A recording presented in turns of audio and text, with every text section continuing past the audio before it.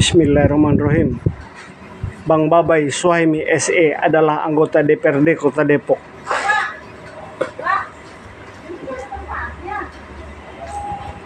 Partai beliau PKB ikut mendukung calon wali kota Depok Sopen Suri yang akhirnya dimenangkan oleh beliau Sopen Suri, dan KPU Depok sudah menetapkan Sopen Suri sebagai calon wali kota Depok.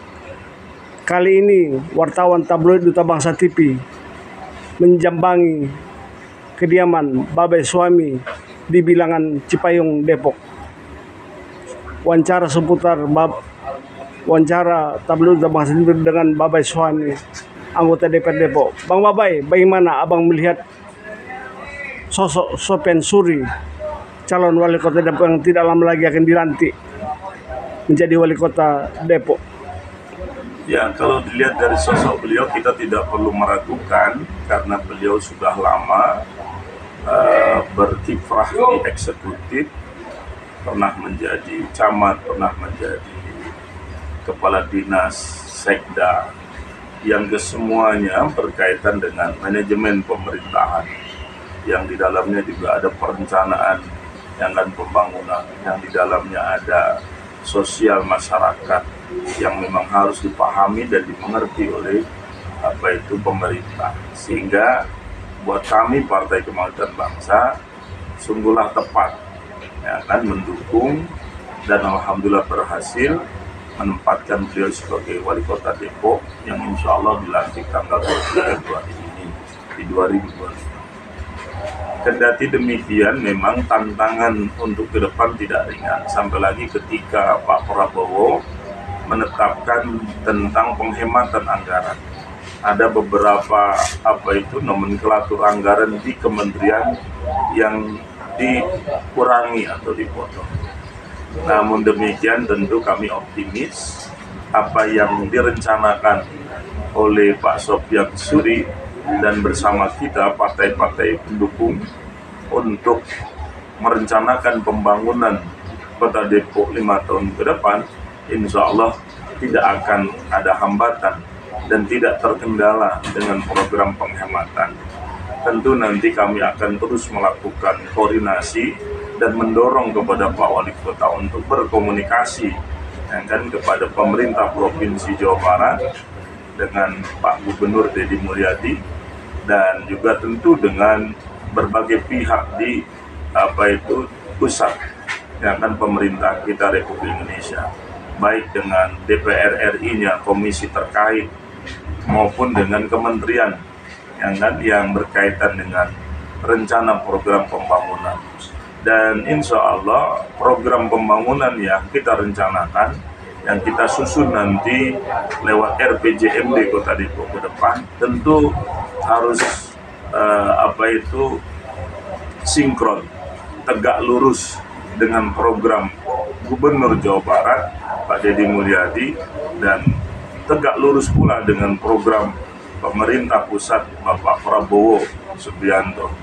Dan saya melihat Depok sebagai daerah yang merupakan pinggiran Jakarta, tentu hal ini akan mendapatkan perhatian khusus. Yang kedua, bahwa kita pendukung Pak Sopen Suri yang ada di parlemen, alhamdulillah terdiri dari partai-partai yang notabene merupakan partai pendukung pemerintahan di pusat. Ada Gerindra, ada Demokrat, ada PKB, kemudian ada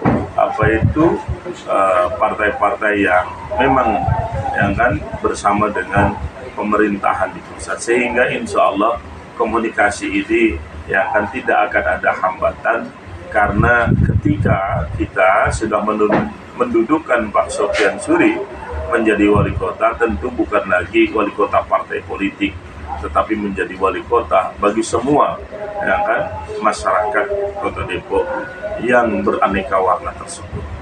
Dan insya Allah juga kita akan segera menetapkan program-program yang bersinergi dengan pemerintah pusat, seperti makan gizi gratis,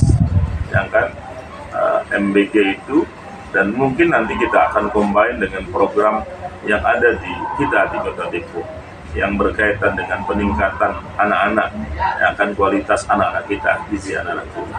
Mungkin demikian, terima kasih. Tetap kami optimis, insya Allah pembangunan Kota Depok dapat kita laksanakan dan rencanakan sesuai dengan apa yang sudah kita programkan melalui kampanye-kampanye dan kita tuangkan dalam RPJMD 2025 yang akan 2030. Terima kasih. Kapasitas Depok saat ini dengan 11 kecamatan, 63 kelurahan, kira-kira dalam hal skala prioritas apa yang harus disentuh? Ya, salah satunya prioritasnya adalah infrastruktur. Yang kan pembangunan jalan yang jujur saja bahwa selama 20 tahun yang kan pemerintahan terdahulu stagnan dalam upaya mengurai kemacetan karena tidak ada pembangunan ruas jalan baru. Ini menjadi skala prioritas kita seiring dengan pertumbuhan penduduk yang begitu sangat tinggi dan diiringi dengan pertumbuhan jumlah kendaraan yang sangat padat. Makanya prioritas yang kan pembangunan di bidang infrastruktur ini menjadi hal yang utama. Yang kedua, penataan keindahan kota. Depok salah satunya adalah yang kan tata kota atau tata ruang yang tidak tertata. Kita harus akui bahwa banyak betul kekurangan tata kota kita, yang kan keindahan kota kita dari sisi penghijauannya, dari sisi trotoarnya, dari sisi penerangan jalan umumnya. Yang ketiga faktor itu yang merupakan hal utama dari sebuah